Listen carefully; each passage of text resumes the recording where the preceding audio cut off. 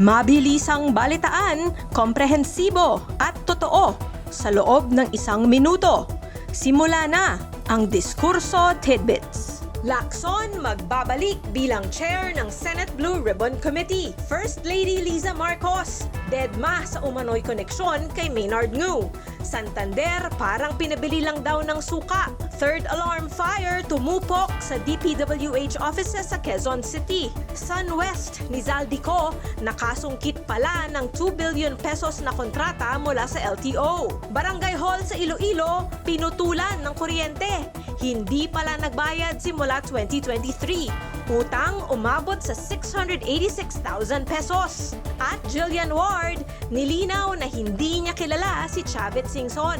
Never daw silang nagkita. Litang mabilis, komprehensibo at totoo. Yan ang Diskurso Tidbits. Basahin ang tungkol sa lahat ng yan at sa marami pang ibang nakatutuwa at makabuluhang balita sa diskurso.ph.